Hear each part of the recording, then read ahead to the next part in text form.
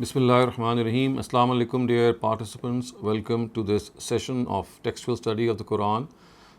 We had begun the literal translation and idiomatic translation of the section of verses from 105 to 129. So we had completed until verse 117. So we will begin our literal and idiomatic translation exercise. I call it an exercise because, as I said, that this is something that is meant to bring you closer to the text of the Quran. It brings you closer to the words of the Quran, also makes you realize that how these words, they change forms and shapes in the Arabic language, but they are so closely related that the same shape will give you a very similar meaning with the change of form. So if you get used to these words, if you get used to how these words are written and how they are translated, then this is a means to, as I said, educate you in understanding the Quran without even knowing the Arabic language.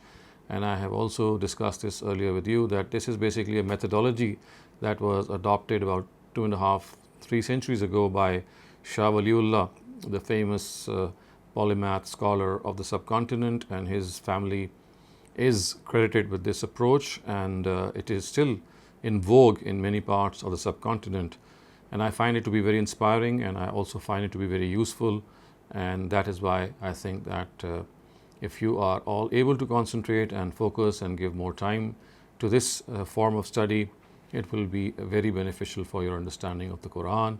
So we begin with the text that is remaining, and that is Ya ayyuhal lazina amanu la tattakhizu bitanatan min dunikum la ya'lunakum khabala. So Ya ayyuha means O you, al-lazina, those, amanu, believed, la, not, tattakhizu, make, bitanatan, so outside, bitanatan, someone who's a foreigner, min dunikum, from you. So idiomatically it would be, before even doing it idiomatically, literally it would be, O those who believed, not make outside of you. O you who believe, not make outside of you confidant. So min dunikum is outside of you. Bitanatan is someone who is a friend, someone who is who becomes your confidant. So la tattakhizu bitanatan, we do not make friends outside of your own circle, outside of your own circle. La ya'lunakum. So la ya'lunakum would mean they do not desist. They do not desist from you, khabala, to make you or to harm you or to harass you. So la ya'lunakum khabala would mean that they are those people who will leave no stone unturned to inflict harm on you. Waddu. So in fact, let me also do the idiomatic translation of the complete sentence. So it says, O you who believe, do not make friends from outside of you. Do not make friends from outside of you. Because why is that? They spare and they leave no stone unturned to harm you. They are always after harming you. Waddu means they like. Ma anittum. Waddu ma anittum. So they prefer to harm you. Waddu ma anittum.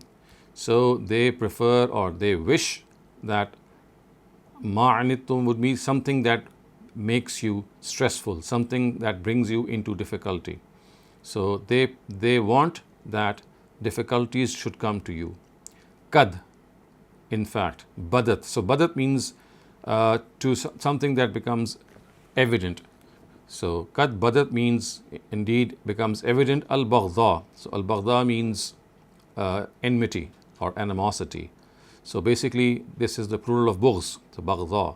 Min, from, afwahihim, from their mouths. Wa, and, ma, that, tukhfi, hide, suduruhum, their hearts. So sudur is the plural of sadr. So suduruhum would mean their hearts. Akbar, greater. Waddu ma anittum would mean they want, they desire that you are put into difficulty, that difficulties come your way. قَدْ بَدَتِ الْبَغْضَاءُ مِنْ أَفْوَاهِهِمْ, indeed becomes or became evident from their mouths their animosity.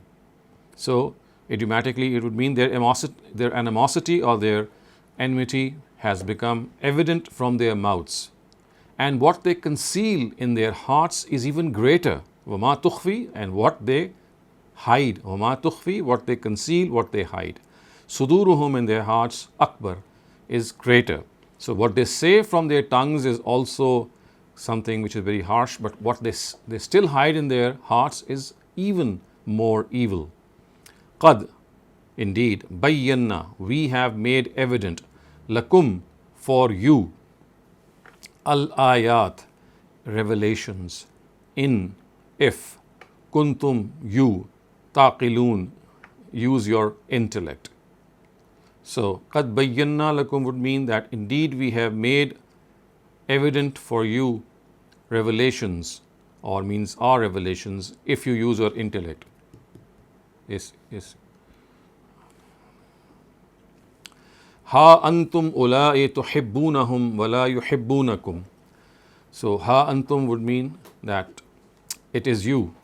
So this word ha basically is appended to antum, and it means it's like it's used to focus the attention of the addressee. So ha antum would mean it is you.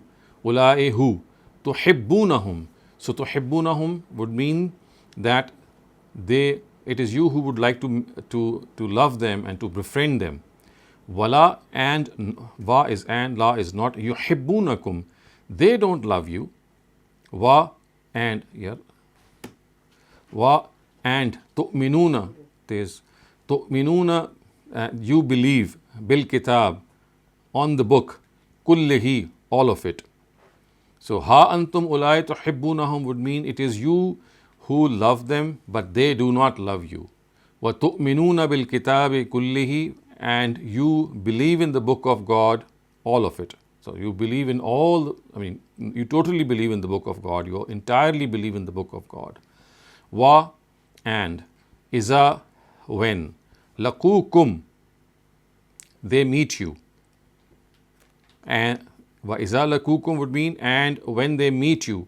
Qalu, they say, amanna, we have believed. Wa and iza, when, khalau, they are in private, they are alone. Azdu, so azdu means they bite. Alaykum, on you. Anamina, so al-anamila of course refers to fingertips. This is like a idiom which says that they show extreme rage. Minal ghaiz, because of fury.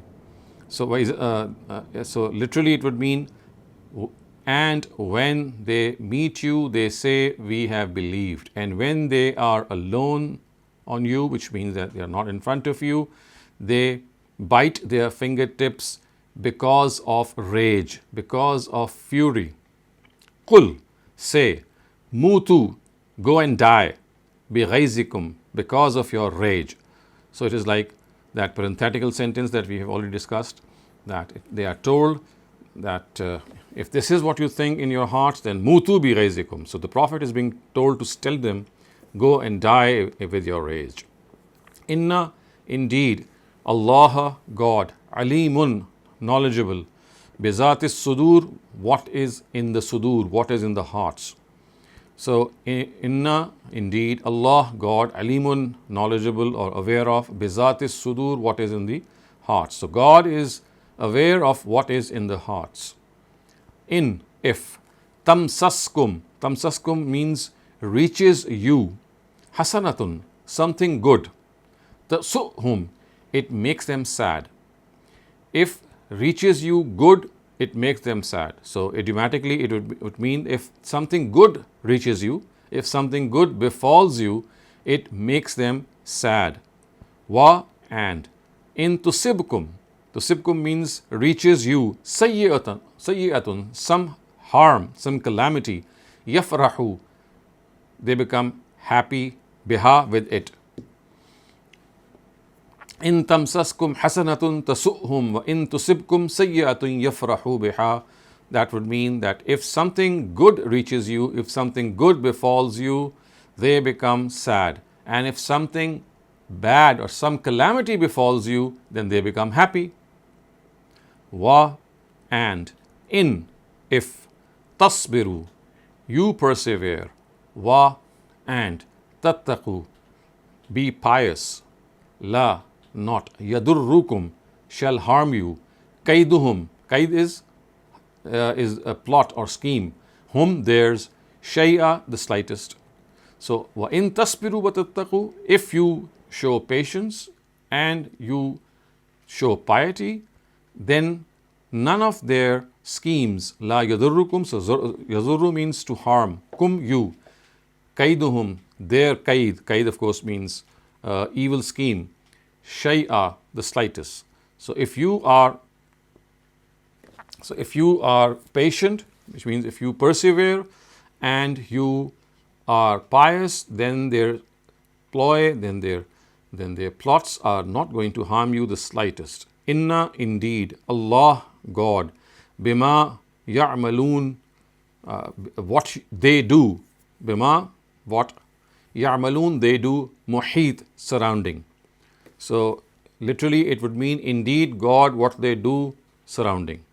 So idiomatically it would mean indeed what they do, God surrounds it, which means of course that God is fully capable of taking account of it.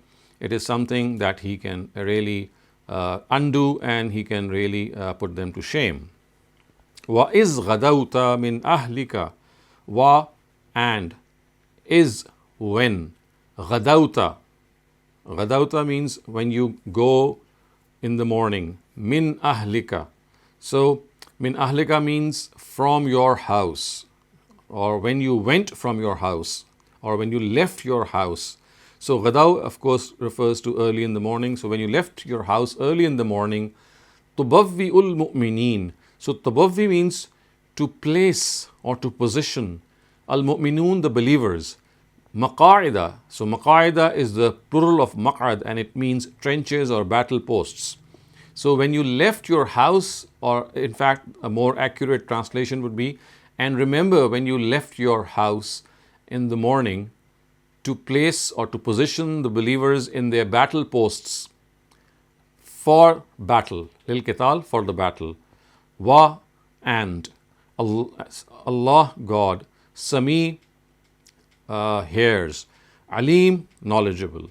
So Wallahu Samiyun Alim would mean that God hears and is knowledgeable. He hears all and He knows all. Of course, this is referring to the fact that this is how the battle was fought, and this is referring to the Battle of Uhud. We have already discussed this in our explanation earlier on. So, is, remember, hammat. So, hammat means to have an intention.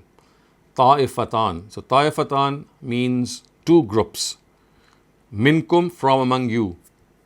An, that.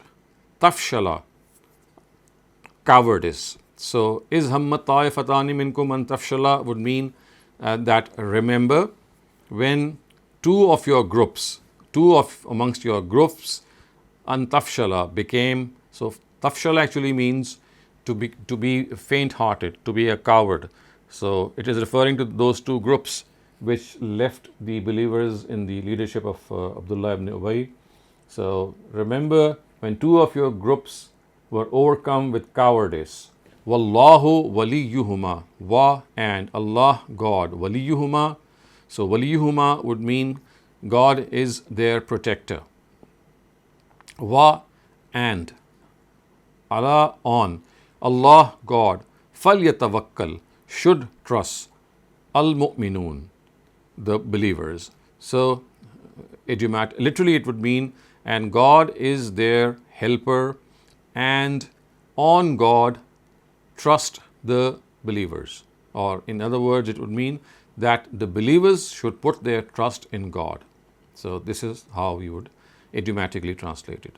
Wa, and, laqad, indeed, nasarakumullah, God helped you.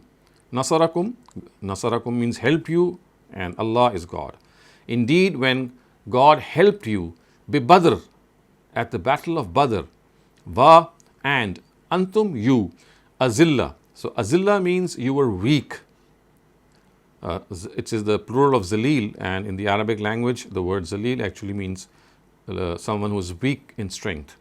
So وَلَقَدْ نَصَرَكُمُ اللَّهُ بِبَدْرٍ وَأَنْتُمْ أَذِلَّةٌ. It would mean that remember when God helped you in the battle of Badr when you were very weak. فَاتَّقُوا. Therefore fear Allah, God. Therefore fear God.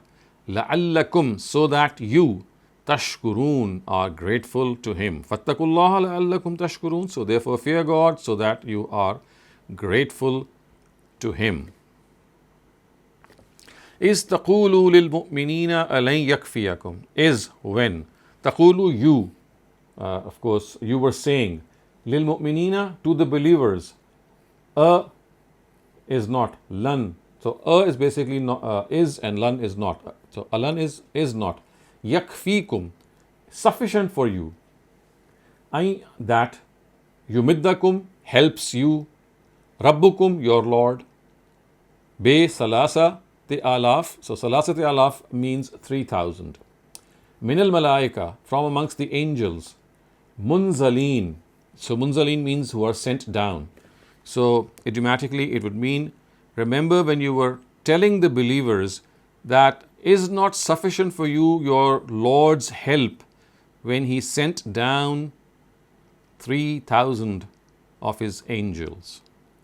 Bala, yes, why not? In, if, tasbiru, you persevere, wa, and, tattaku. Tattaku means you are God conscious or you are pious, wa, and, ya'tukum, they come to you, min fawrihim, immediately. Haza, this. Yumdidkum.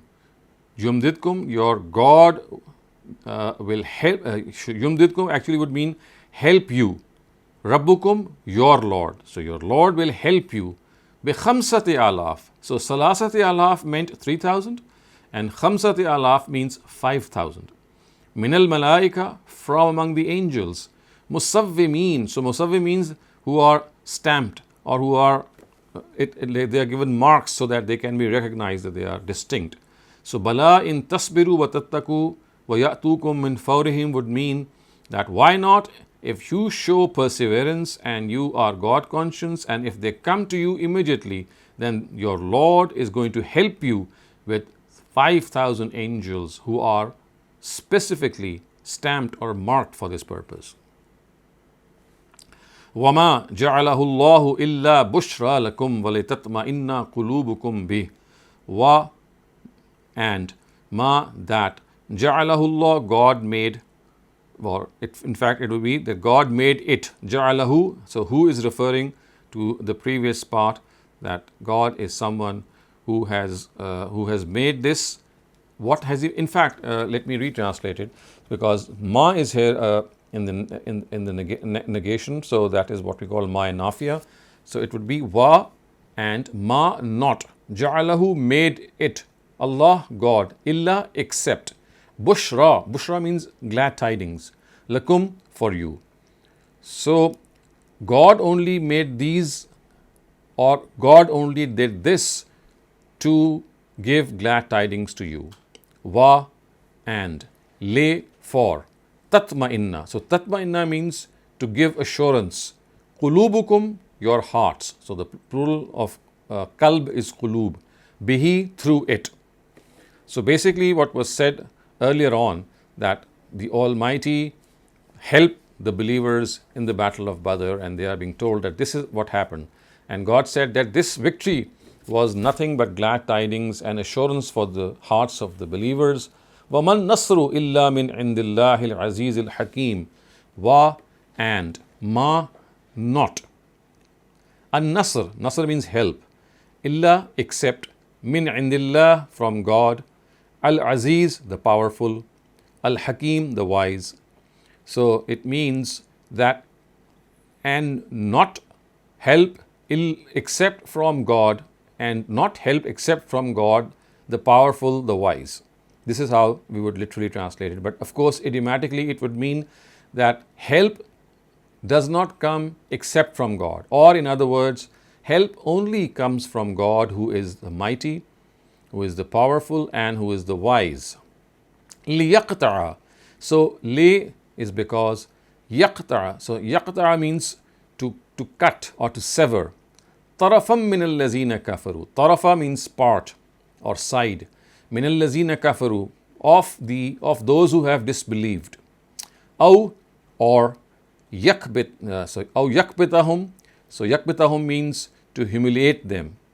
فَيَنْقَلِبُوا. So, they become خَائِبِينَ, humiliated or disgraced.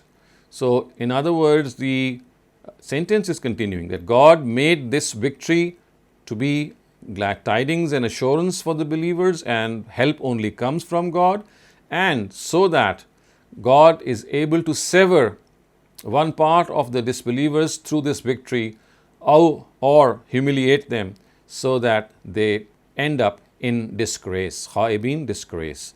Laysa laka minal amri shay. Laysa, not. Laka, you. Minal amr, from the matter. Shayun, anything.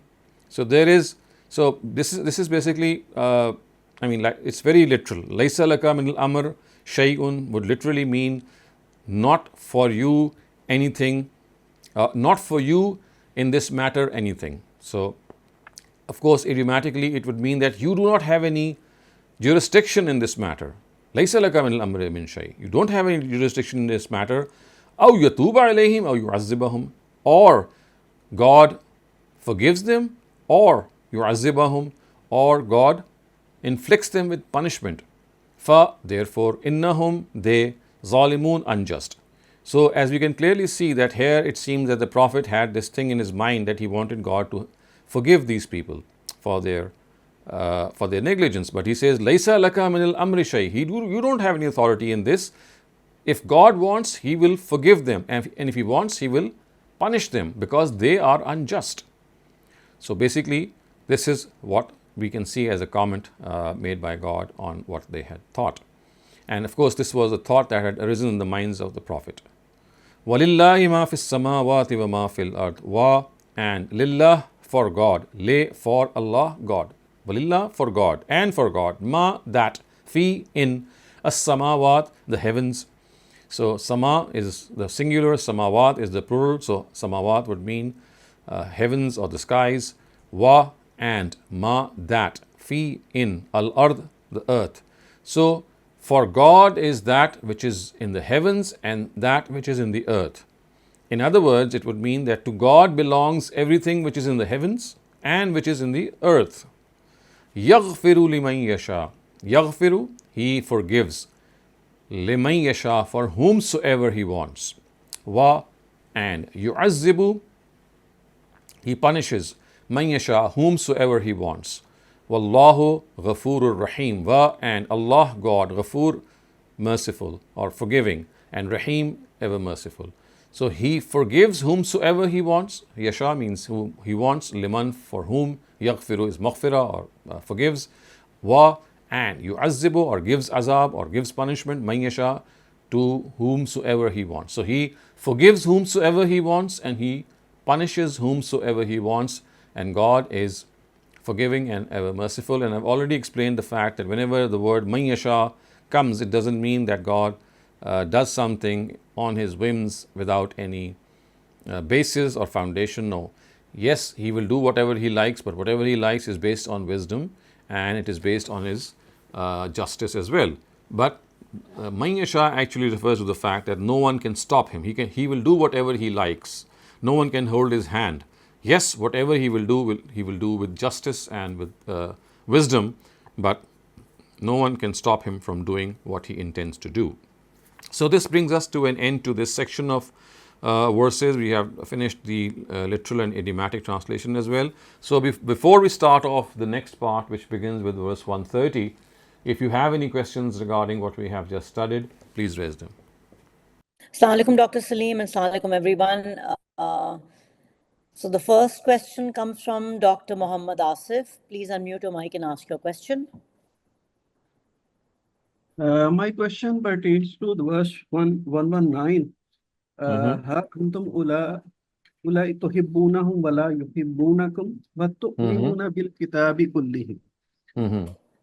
بالكتاب كله. So this here بالكتاب كله, this refers to the earlier scriptures.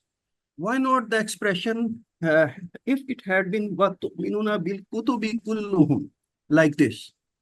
Why is it mentioned in singular form? Form.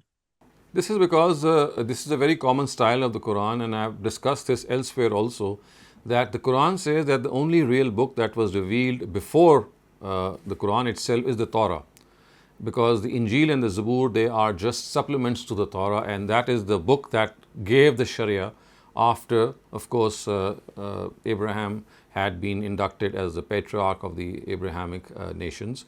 So the Almighty refers to the book Al-Kitab before the Quran as the Torah. So sometimes, in order to stress this fact that the real book before the Quran is the Torah, because that was the first Sharia, so to speak, given in the form of the book to anyone in Abraham's progeny. And secondly, as I said, it is sometimes used in the plural also. We have the word kutub also being used several times in the Quran. And in that case, we find that this usage is mostly because Muslims are told that they must not discriminate between all the books of God. So whether they are the real book, which is the Torah, and the supplements, which are Zabur and Injil, they must not differentiate between any of these books, because all of them have come from God. So at times that plural is also used, but many a time the singular is used to stress that the real book is actually the Torah. So that is what is meant here actually. Thank you so much for that, Dr. Salim.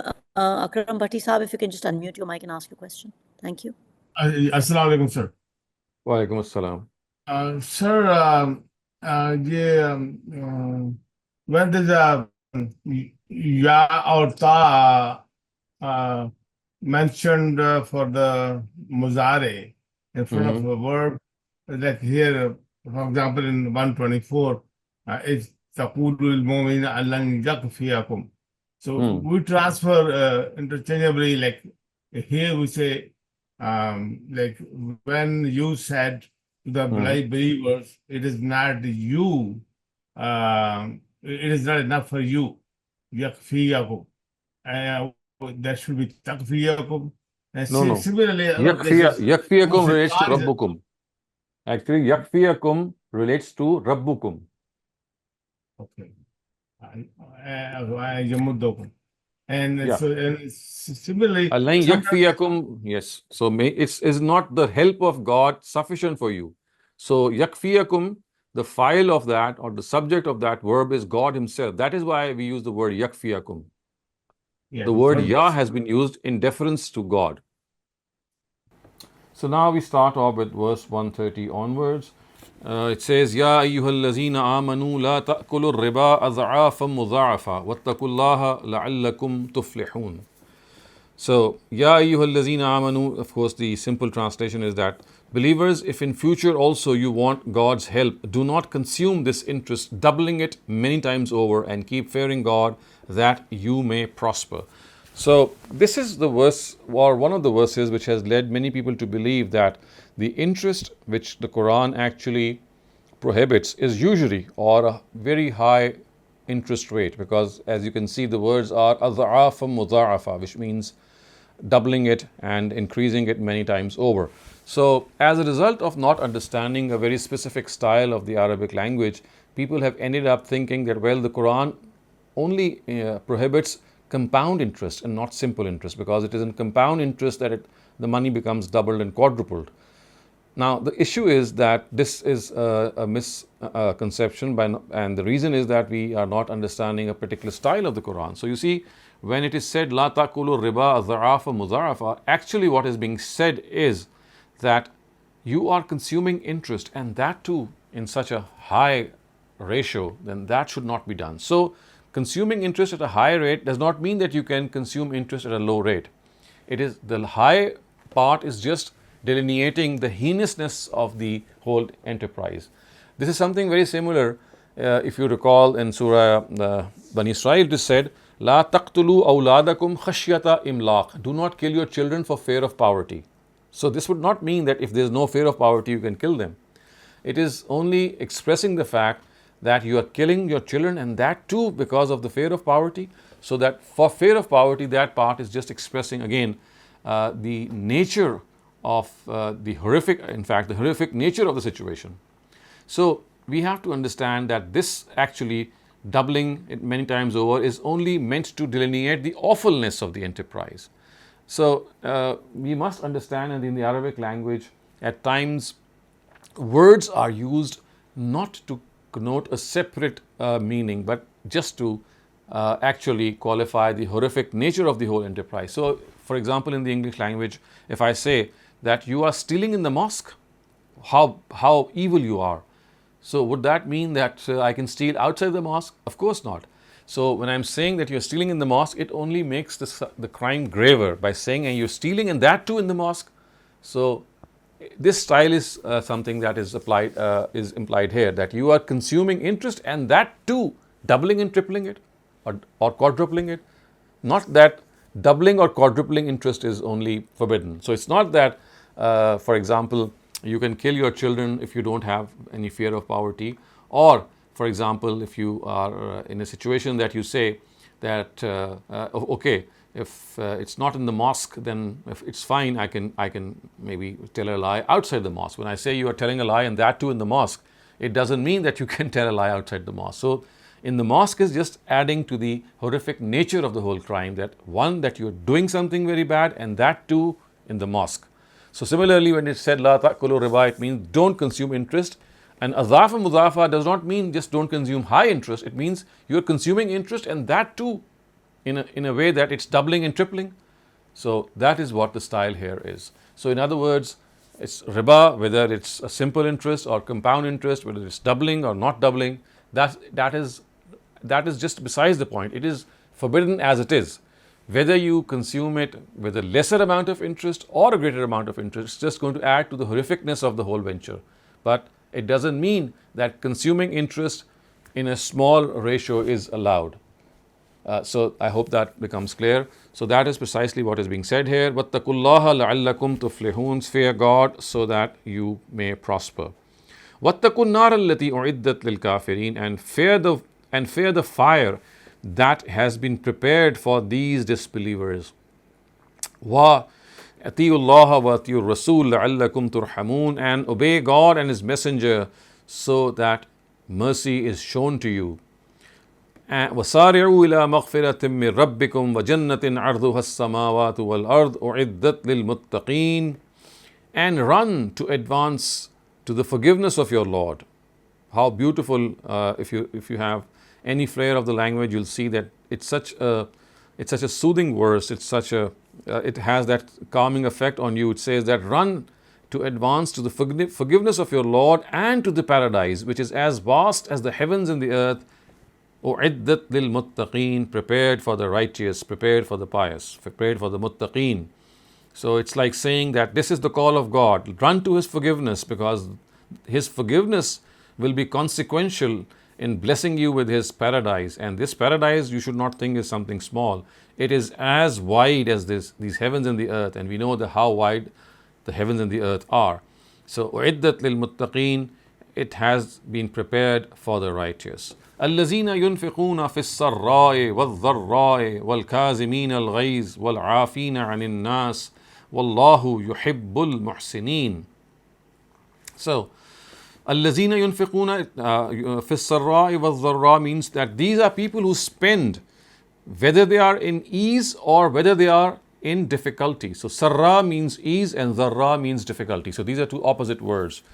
And this is the beauty of such people, that believers are not those who only spend when they are rich or when they have money to spare. No, they are ones who spend regardless of their own financial situation. If they are pushed to the limit, if they are tight in their resources, even then they spend. They might spend less, but they don't desist from spending. And when they are in ease, they also spend at that time. So it's not a question of the amount, it is the question of your own sensitivity. If you have less, you must at least dispense with that, and don't think that the small amount is nothing before God. So believers are those who never shy away from spending in ease or difficulty. So they are ones who spend in ease and in difficulty. And وَالْكَاظِمِينَ الْغَيْظَ, and they are ones who curb their anger if they encounter excesses from people. Of course, referring to the fact when you spend at times, people become angry, for sometimes you're not giving people what they ask for, or maybe you are politely refusing them. So it is said that on such occasions they are ones who withhold their anger, وَالْعَافِينَ عَنِ النَّاسِ, and they also forgive people. وَاللَّهُ يُحِبُّ الْمُحْسِنِينَ, and God likes such righteous people. وَالَّذِينَ إِذَا فَعَلُوا فَاحِشَةً أَوْ ظَلَمُوا أَنفُسَهُمْ ذَكَرُوا اللَّهَ فَاسْتَغْفَرُوا لِذُنُوبِهِمْ, and they are those who, when they commit something which belongs to sexual misconduct, and they think that they have wronged their souls, zakarullah, they immediately remember God, fastaghfaru li zunubihim, and they ask for His forgiveness. وَمَنْ يَغْفِرُ الذُّنُوبَ إِلَّا اللَّهُ وَلَمْ يُصِرُّوا عَلَى مَا فَعَلُوا وَهُمْ يَعْلَمُونَ, and they do not deliberately persist in what they have done. لَمْ يُصِرُّوا عَلَى مَا فَعَلُوا, and before that it is said, وَمَنْ يَغْفِرُ الذُّنُوبَ إِلَّا اللَّهُ, who except God can forgive these sins. So and then it is said, أُولَٰئِكَ جَزَاؤُهُمْ مَغْفِرَةٌ مِّن رَبِّهِمْ أُولَٰئِكَ جَزَاؤُهُمْ مَغْفِرَةٌ مِّن رَبِّهِمْ وَجَنَّاتٌ تَجْرِي مِن تَحْتِهَا الْأَنْهَارُ خَالِدِينَ فِيهَا وَنِعْمَ أَجْرُ الْعَامِلِينَ. Now these verses, they are a huge amount of assurance given to the believers. And look how beautifully the Almighty has actually, it's like being so merciful, and it's like saying that God is always going to be there for us. And how does that happen? The Quran says that whenever they do something which is sexually inappropriate and they wrong their souls, and they immediately remember God, well, God, I've done something wrong, and they ask for God's forgiveness. فَاسْتَغْفِرُوا لِذُنُوبِهِمْ, and who except God can forgive them? وَمَنْ يَغْفِرُ الذُّنُوبَ إِلَّا اللَّهُ. And then the other thing which is mentioned, again, a very nice quality, a very commendable quality of the believers, is that وَلَمْ يُصِرُّوا عَلَى مَا فَعَلُوا. They don't insist on the wrong they have done. They immediately realize their mistake. They don't become audacious on their wrongdoings. They don't become stubborn, but they immediately realize that I have done something wrong and I must seek God's forgiveness. وَهُمْ يَعْلَمُونَ, and they know this very well. And about such people it is said, أُولَٰئِكَ جَزَاؤُهُمْ مَغْفِرَةٌ مِّن رَبِّهِمْ, which means it is these who shall be rewarded with forgiveness from their Lord, and with orchards beneath which streams flow. They shall dwell there forever, and what a grand reward this is for those who do righteous deeds. And I've explained this many times, that remember when it is said that there are orchards beneath which streams flow, this is a very common expression of the Quran. You'll find whenever the picture of paradise is painted in the Quran, you'll find these words, تَجْرِي مِن تَحْتِهَا الْأَنْهَارُ, that below these orchards rivers will flow. This should not in any way give the impression that paradise has underground rivers and orchards have, the rivers running underneath them. This is not the case. So you see, in the Arab tradition, orchards which were situated at high land, so that they were on hills or mountain tops or rooftops, so they would be the orchards that would be relished by them, because they would be safe as a result from any storm, especially of rain, because of being on high land, and rivers being surrounding that high land would actually not become as high as to devastate that orchard. So when it is said that these are orchards beneath which streams are flowing, it's not that these streams are underground. It's just telling us that these orchards are at a very high level, and the streams are flowing beneath them. For example, they are on the rooftop or near the mountain top, near the hilltop, and the streams are flowing across or around that hill, so that they are not damaged in any way. And this was also something very cherished by the Arabs, and the Quran therefore makes this point a number of times. وَنِعْمَ أَجْرُ الْعَامِلِينَ, which means, and what a grand and what a wonderful reward it is this for those who do these deeds. For ni'ma ajrul amilin, what a grand reward for those who do these deeds. قد خلت من قبلكم سنن فسيروا في الأرض فانظروا كيف كان عاقبة المكذبين هذا بيان للناس فهدى وموعظة للمتقين. Believers, the final victory shall be yours. Numerous examples of this have gone before you. So roam about in this land of yours and see what fate those who disbelieved met. This is a very clear warning to those who are adamant in denying the Prophet, and a guidance and a counsel to the God-fearing. هَذَا بَيَانٌ لِلنَّاسِ وَهُدًى وَمَوْعِظَةٌ لِلْمُتَّقِينَ. So remember, the disbelievers were always given the examples of the past nations, and they were told that if you roam around and see that how the Ad, the Samud, the people of Lot, because we all know that the area in which prophets of God have come, they are very close to the area of Arabia and to Palestine, and the Arabs very well knew these nations and how destructively they met their fate, because their own poetry, their own compositions reflect their devastation. So they are very well aware of them. So the Quran is referring to their own area and telling them that look what happened to these nations. They intentionally denied their prophet and they ended up totally routed, and you will be no different if you persist in this denial. وَلَا تَهِنُوا وَلَا تَحْزَنُوا وَأَنْتُمُ الْأَعْلَوْنَ إِن كُنْتُم مُؤْمِنِينَ. So rest assured and do not despair and be sad because of the losses you have been afflicted with. If you are believers, you shall finally reign supreme. Again, this is a verse which addresses the companions of the Prophet. And remember, in the Battle of Uhud, they had suffered this reversal earlier on. But the Quran says that if you do not lose heart and if you are not sad, and you should not be sad. You should not lose heart and you should not be sad. You should not despair, because ultimately victory is going to be yours if you are true believers. Now, again, this verse is something that must not lead us into any misconception, thinking that basically, since we are believers, ultimate victory will be ours. So remember, this is a very special category of believers which is being referred to here, and it is basically the Prophet's companions who are being told. So remember, for the Prophet's companions and the prophets of God, victory has been ordained by the Almighty, and it is governed by that special law of Itmamul Hujjah, the law of Risala, which means that God's messengers are always meant to prevail. And they might suffer reversals, they might suffer defeats, but ultimately they are going to prevail. So remember, this is specifically for the companions of the prophets of God as a result of that law, but not to the rest of us, like people who are living in the post-prophetic era. And I do remember this verse being quoted by many Muslim freedom fighters, I would say, or maybe activists who say that, look, this is how the Quran has said that we must not despair, we must not lose heart, because ultimately victory is going to be ours. And that victory has yet to come in the last 200 or 300 years, because, of course, this is a verse that does not apply to us. And people think that because the Quran says that since you are mu'mineen, since you are believers, so you are bound to prevail.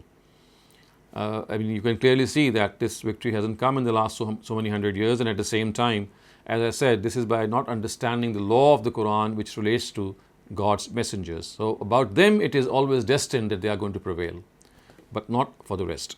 So now it says, إِن يَمْسَسْكُمْ كَرْحٌ فَقَدْ مَسَّ الْقَوْمَ كَرْحٌ مِثْلُهُ وَتِلْكَ الْأَيَّامُ نُدَاوِلُهَا بَيْنَ النَّاسِ وَلِيَعْلَمَ اللَّهُ الَّذِينَ آمَنُوا وَيَتَّخِذَ مِنْكُمْ شُهَدَاءَ وَاللَّهُ لَا يُحِبُّ الظَّالِمِينَ.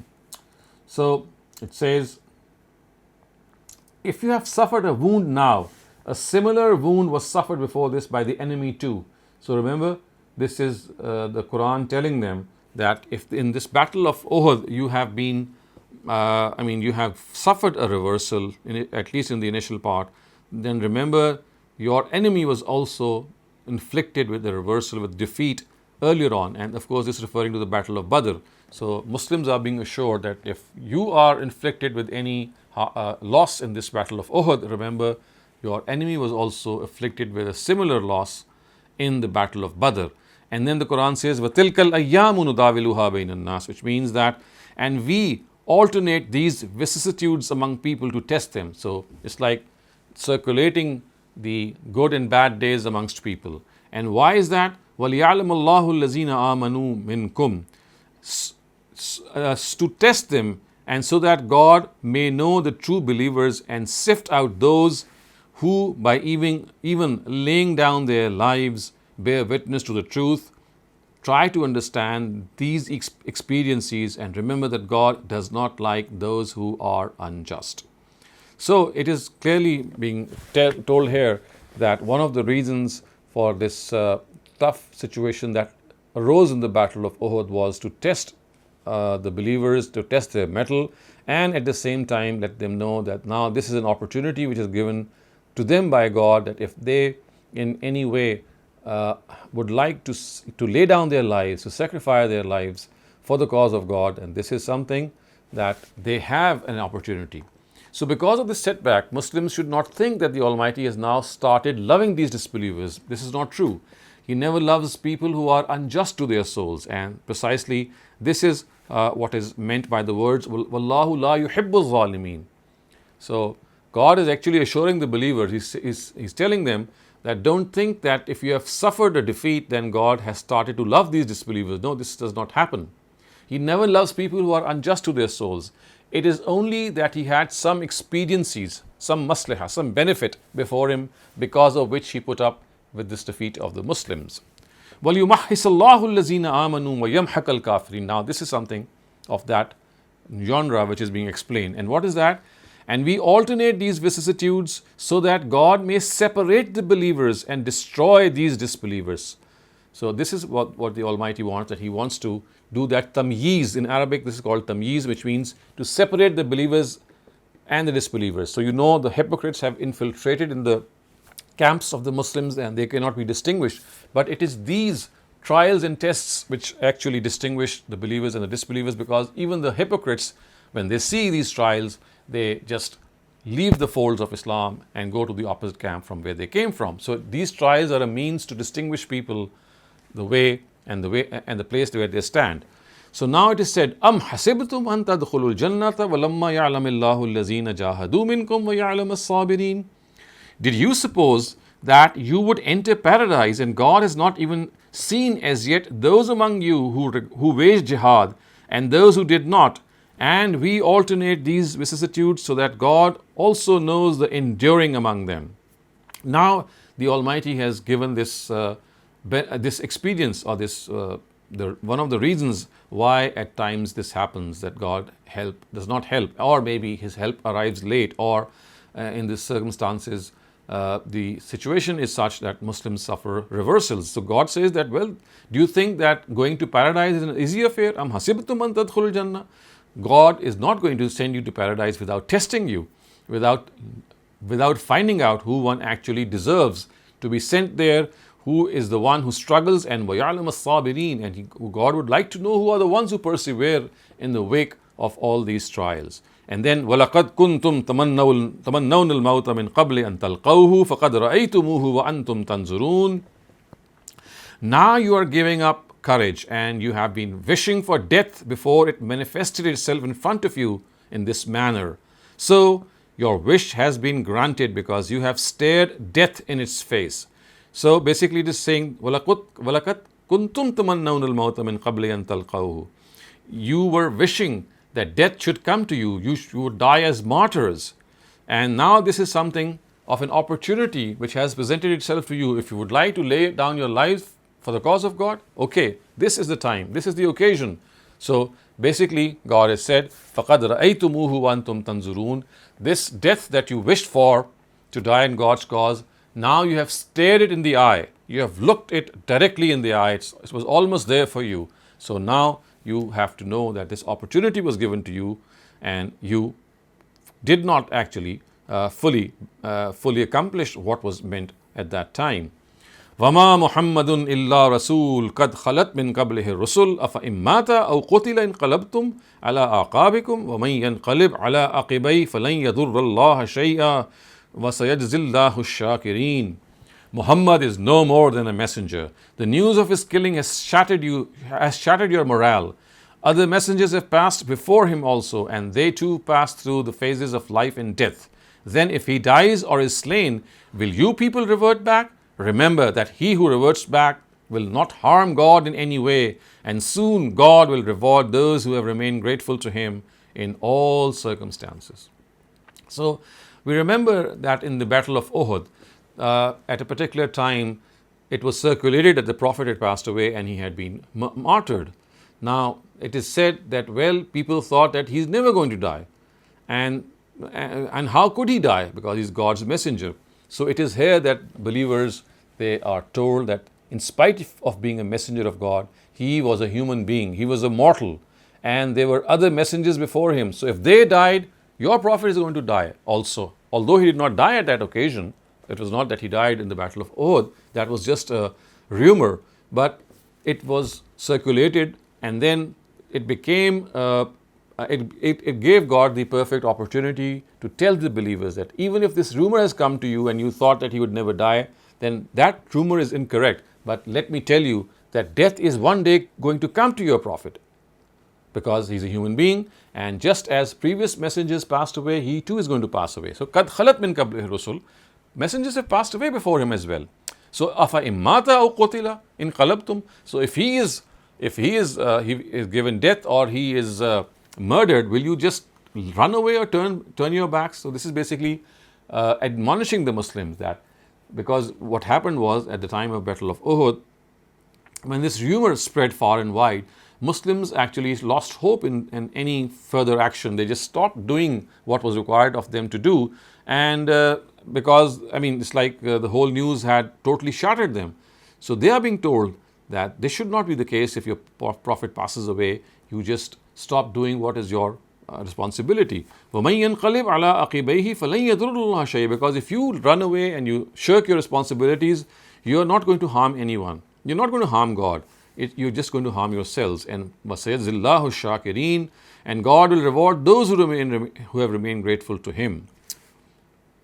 وَمَا كَانَ لِنَفْسٍ أَن تَمُوتَ إِلَّا بِإِذْنِ اللَّهِ كِتَابًا مُؤَجَّلًا وَمَن يُرِدْ ثَوَابَ الدُّنْيَا نُؤْتِيهِ مِنْهَا وَمَن يُرِدْ ثَوَابَ الْآخِرَةِ نُؤْتِيهِ مِنْهَا وَسَنَجْزِي الشَّاكِرِينَ. You gave up and forgot that everyone dies with the permission of God only, in accordance with what is written for him, and also forgot that he who desires the reward of this world, we shall give him from it, and he who desires the reward of the life to come, we shall give him from there, and we shall surely recompense those who are thankful to us. So once again, it is said that وَمَا كَانَ لِنَفْسٍ أَن تَمُوتَ إِلَّا بِإِذْنِ اللَّهِ, that everyone dies with the order of God, with the permission of God. And because this is something which has been ordained for him, إِلَّا كِتَابًا بِإِذْنِ اللَّهِ كِتَابًا مُؤَجَّلًا, it is something which has been destined for him. Everyone has come in this world to go away. We are born to die. So don't forget that if God's messenger is in front of you, he is going to live eternally. No, he's going to leave you one day. So that should not be a cause of any disruption. That should not be a cause of creating any consternation among you. You must still remain organized, because these things are part of life. People come and people go. Yes, he was a messenger of God, but like all messengers, he is destined to go one day. And if you desire the good of this world, God will give it to you. And if you desire what is in the hereafter, of course, He's going to give it to you. وَسَنَجْزِي الشَّاكِرِينَ. And God is going to reward people who are grateful to the Almighty. وَكَأَيٍّ مِّن نَبِيٍّ قَاتَلَ مَعَهُ رِبِّيُّونَ كَثِيرٌ فَمَا وَهَنُوا لِمَا أَصَابَهُمْ فِي سَبِيلِ اللَّهِ وَمَا اسْتَكَانُوا وَمَا ضَعُفُوا وَمَا اسْتَكَانُوا وَاللَّهُ يُحِبُّ الصَّابِرِينَ. Try to understand these facts and remember that there came many a prophet alongside whom many godly people have fought. So when they were faced with hardships for the cause of God, they were not daunted, nor did they show weakness, nor did they lay down their arms before the enemy. In fact, they remained steadfast in all circumstances, and God loves such steadfast people. So once again, this admonishment and this warning to the Muslims is continuing, and it is being told that before the prophet that you have with you today, there are so many other prophets of God who have come, and they fought alongside many other people who were their companions. فَمَا وَهَنُوا لِمَا أَصَابَهُمْ فِي سَبِيلِ اللَّهِ. And when they were faced with hardships for the cause of God, they were not daunted. So remember, this is a comment being made by the Quran on the attitude of the Muslims in the Battle of Uhud, in which they had become extremely cowardly and they had become faint-hearted, and they are being told that, well, this is not the right way, and this is not how the past people who you succeeded actually are ones who behaved. So in order to portray this meaning, the word wahan, so wahan and zof and istakana, these three words, all of these three words actually mean weakness. And there's a subtle difference, of course. So wahan refers to the weakness which is produced in a person because of fear of death and love of life. So wahan, So all these three words, waham, zorf, and istakana, I mean, all these have the connotation of weakness, but there is a subtle difference. So as I said, wahan actually refers to that weakness which is because of the fear for death and love for life. And the barrier which occurs as a result of this between intention and practice is called zorf. So zorf is when your intention and your practice, I mean, of course, they become bifurcated, because now you have this love of life and the fear of death being overcome, and you're overcome with that. So this makes you weak in your practice. And from this zorf, the consequence of submitting to the enemy is called istakana. So remember, these words are mastakanu, that you became weak. So istakana here means that you gave up, you laid down your arms before your enemy. Wallahu la yuhibbu sabirin, and God does not like such people. Or Wallahu yuhibbu sabirin, in fact, means that God likes people who persevere. In fact, the previous words were vama za'ufu wa mastakanu, that they are the ones who actually were those people who were not weak, and they did not, as a result, submit to the enemy. And such people are those who are loved by God, because they persevere in His way. And then وَمَا كَانَ قَوْلَهُمْ إِلَّا أَنْ قَالُوا رَبَّنَا اغْفِرْ لَنَا ذُنُوبَنَا وَإِسْرَافَنَا فِي أَمْرِنَا وَثَبِّتْ أَقْدَامَنَا وَانْصُرْنَا عَلَى الْقَوْمِ الْكَافِرِينَ. Their only prayer was, Lord, forgive our sins and pardon the excesses we committed in our affairs. Make us firm of foot and help us against these disbelievers. So now the examples of those people who persevered in the cause of God is being cited.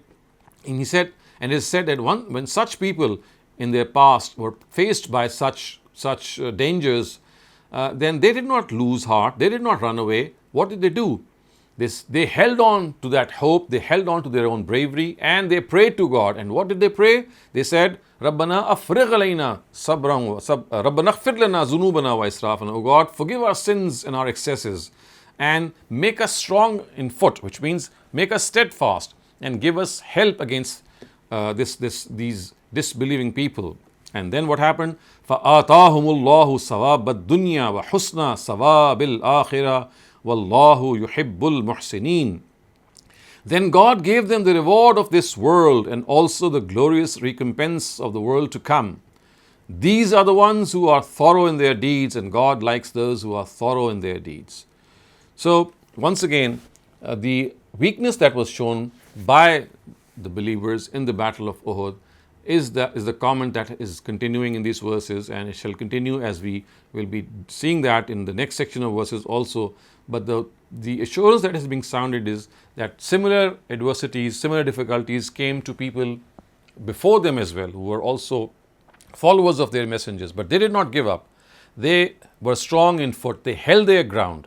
And when they saw that they were outnumbered or they had to counter an attack, then they prayed to God, Rabbana ighfir lana zunubana wa israfana. Oh God, that if we have been negligent, please forgive us for our negligence and make us strong in foot.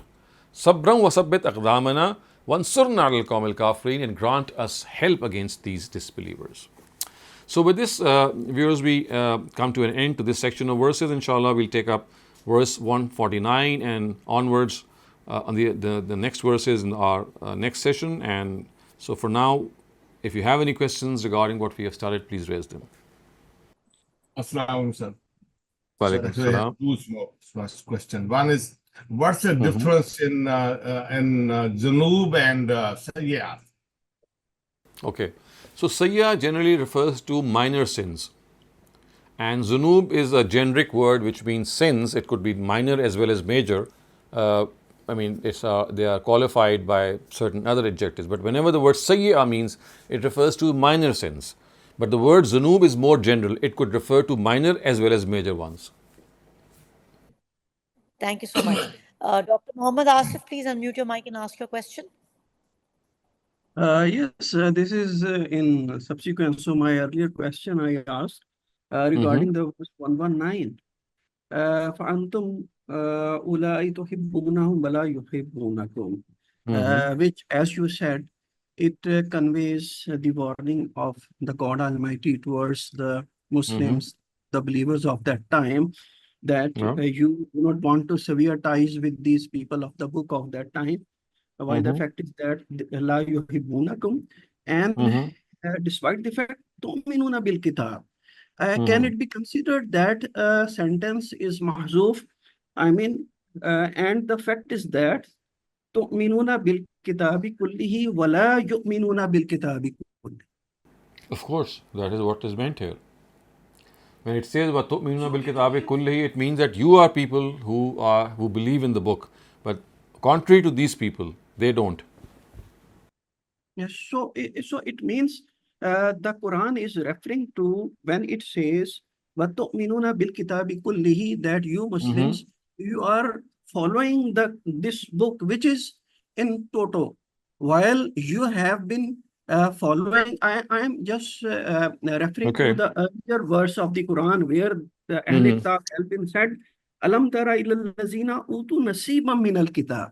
Right. In this context, because the Muslims of that time, the believers of that time, have been Mhm. warned that you believe Mhm. in the whole of the book. I mean, this book complements the earlier scriptures. Okay. I'm just trying to find out what verse number. Could you just point me to the verse number, please? Verse number 119. Okay. Just let me come to that verse. Antum aulai tuhibbunahum wala yuhibbunakum. You see, I mean, I've just explained this earlier on that basically it is referring to the fact that it is you people who believe in all the books of God. And these people, they don't believe in all the books of God. So they have made their own book to be the only book of guidance that they think has come to them from God. Whereas the fact is that you people are ones who believe in all the books of God. So that is what is implied here. So how it's a warning for the believers of that time, because the kalama is ha antum. It's Mhm. I give you warning. So you see, I have explained this. Yes, I do understand what you're saying. I have explained this that this is referring to the weaker people amongst the Muslims, the hypocrites. So they are being told that you would like to befriend them, but this is not what they want. So it's not that good Muslims or strong Muslims are being referred to here in this verse. This actually is referring to the weak Muslims or to the hypocrites who are found among them, that they would like to make friends with the people of the book. They don't intend to make any friends with you, but you go back to them. So basically, it is they who are being warned. If you look at the context once again, you see the context. If you continue from verse 118 and see, Ya ayyuhallazina amanu la tattakhizu bitanatan min dunikum la ya'lunakum khabala. It was these hypocrites who wanted people from outside of them to be made their own friends. So basically, we have to remember that everywhere in the Quran, wherever allazina amanu is mentioned, it's not referring to believers as such who are good believers, who are austere, who are steadfast. The word amanu encompasses weak believers also. And here, the previous verse, if you look at verse 118, it actually is referring to these simpletons amongst the believers, or the hypocrites, or the weak ones, who thought that, well, they can reciprocate them. But the Quran is telling them that these are people who have infiltrated in your ranks and they are going to cause nuisance. And they don't want to befriend you, but you would like to befriend them. So basically, this is the stress. That's why I was just looking up verse 118. And then it is said, Ha antum ulai tuhibbunahum wa la yuhibbunakum, that it is you who is taking lead in doing these things, and they are not interested in them. You believe in all the books of God. They have no such interest in all the books of God. So why would you like to make friends with such people who have this discrimination? So that is the that is the element of warning which is found in it. Thank you so much for that. Imran, if you can unmute your mic and ask your question. Thank you. Assalamu alaikum, Dr. Salim. Salam. You were explaining. So first, I wanted to ask a question that I know that when we did the Surah Baqarah, you had a lot of verses and from the Bible that were either supplementing or explaining the background of what was happening. I know I'm not saying that in Surah Al Imran. That was the first part of my query. And the second is that when you explain the wahan, which I got, and then the da'af, and then istakan. If you can explain the da'af and the istakan again, please, that will be very, very helpful. So istakana means to submit, just lay down your arms and just as if to give up totally. So that's what istakana means. So it's a comment on these Muslims that they had just laid down their arms. They had just, first they were defeated in their minds, and then that defeat reached their limbs also, and then just laid down their arms. So the words zaf and wahan are basically conceptual. You're defeated from your mind. First you get that feeling of defeat in your own mind, and then it travels and it makes you totally, you just give up, and then you say, okay, we're just going to surrender to the enemy. So basically istakana means surrendering to the enemy. then, and then I was wondering about the Bible's references that you Yes, actually, you see, most of these references, they are probably a repetition of the references found in Baqarah. Because you see, here in Ali Imran, basically the people of the book, the way they are being commented upon, is regarding some of the incidents that have already taken place in some form or the other in Surah Baqarah. Yes, the difference is that in the case of Surah Baqarah, the Jews were being addressed. Here, the Christians are being primarily addressed. But I do keep an eye on areas in which I do think that there are quotations that can be brought forth from the Bible. But one thing, maybe especially for you, because you seem to be more interested that you have this cross-referencing, that if you can keep this book handy, which is called the Quran, the Tafsir of the Quran. It is by Abdul Majid Daryabadi. He was a famous scholar of the subcontinent. It is available in the English language also, and you will find biblical parallels, not only from the Bible, of course, but from Jewish history also, that he cites them right besides Quranic verses, which he thinks are in parallel to the Jewish scriptures. So maybe you can do that. Also, at times, you see, in the interest of remaining near to the text, at times, these citations are skipped too, because of course we need to finish the surah also. But I do keep it in mind that whenever there is essential that some citation from the Bible has to be made, I try to make it. And so at times, yes, as I said, in the interest of time, that is not made. But as I said, people who are interested, if they could just have recourse to this book, it's a 2-volume, it's in fact a 4-volume tafsir of the Quran. It's a very handy tafsir for people who would like to know biblical parallels. Thank you very much. Dr. Salim, someone wants to know the name of the book that you just referred to Imran. So this is the book. It's called Tafsirul Quran, and it's called Translation and Commentary of the Holy Quran by Maulana Abdul Majid Daryabadi. It's not that thick.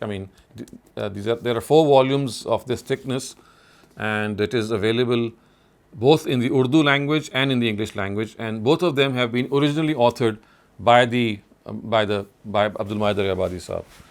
And if you just Google them, I do think that once I even spotted them, they were available in their PDF format for free, I think, if I'm not forget. I have downloaded it. It's available in Urdu and in English in PDF. Dr. Salim, I have a question. So, if I'm correct, I heard you mention earlier that Torah and Quran are the main books that were revealed by the Quran, and the Psalms and the Injil are both supplements. What does that mean? Right. Supplement means that they don't bring any new Sharia, whereas the Quran did bring a new Sharia to the Torah. So Sharia means a set of divine laws. So the Injil is just a supplement to the divine laws, which means that what happened was that the part of the Torah which explained the hikmah, the wisdom of these divine laws, were lost. So when Jesus came, he said that I've come to complete the Torah, which means to once again fulfill what was lost or what was somehow not preserved by the Torah, which means not only the law but the wisdom of the law. So that wisdom part had gone missing, and he said that I've come to provide that. And similarly, you can see that the Psalms are basically hymns. These are songs or hymns which are sung for the oneness of God, and they express the Tawheed of God, and they don't bring any new Sharia or any new set of directives. And similar is the case with the Injil. So that is why we say that the real book is the Torah, Injil and the Psalms or the Zabur They are just supplements to the Torah. Okay, so if I'm correct, I've of course heard that, and I've even heard you say that it's Bible is actually the history of the entire. So, see, what we have today, I mean, in the form of the Old Testament and the New Testament and biblical history, that is, I mean, in one volume it is called the Holy Bible. So, the word Bible is used for all what is prior to the Quran also. But another use of the word Bible is for the Injil, which means the gospel or the book that was revealed to Jesus. So, that is also a usage. So, the word Bible must be understood. So, it is used for all the scriptures as well as for just the gospels. Okay, so if we're referring to Injil and the Zabur, we are talking about the Psalms and the Gospel. Yes, so Zabur is the Psalms and Injil is the gospels. Thank you so much for your wisdom, and then we'll be meeting again next Sunday.